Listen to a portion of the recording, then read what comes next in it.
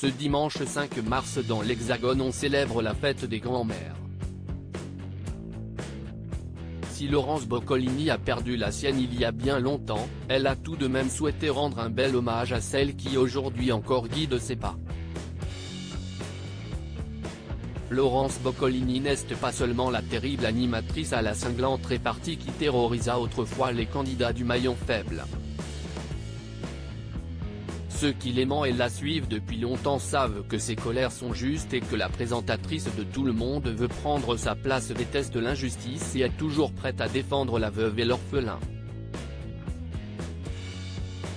Pour sa fille Willow si longtemps désirée, elle est la plus douce des mamans.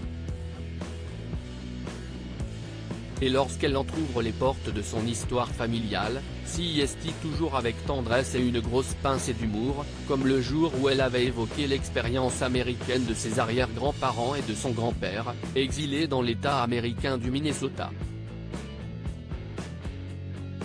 Un American Dream un peu trop radical pour son aïeul italien dont les moustaches gelaient sous l'effet des températures peu clémentes et qui décida finalement, après 5 ans là-bas, de revenir en Europe.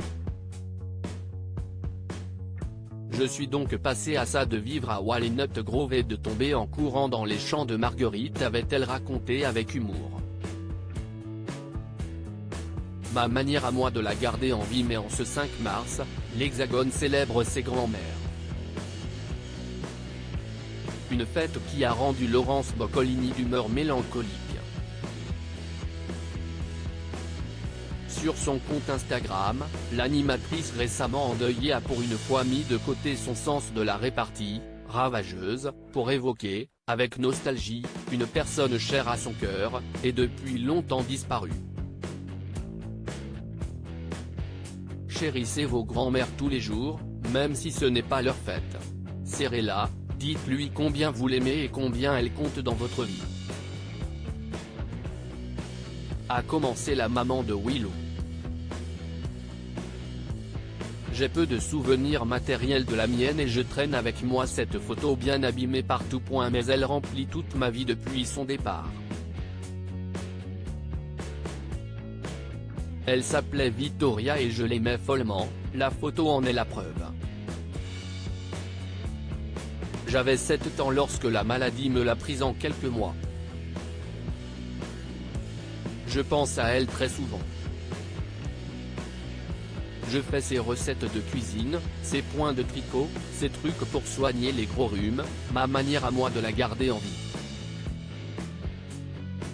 À toutes les grand-mères aujourd'hui, amour, a-t-elle conclu en légende de l'adorable cliché qu'il a saisi, petite fille, sur le point de donner un tendre bisou à son aïeul.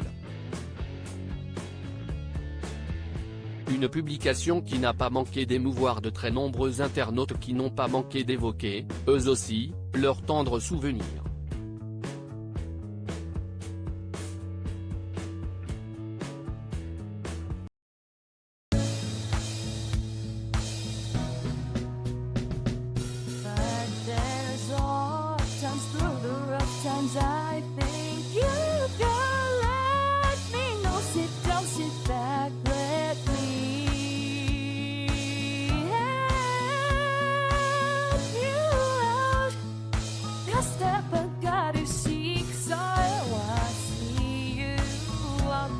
On your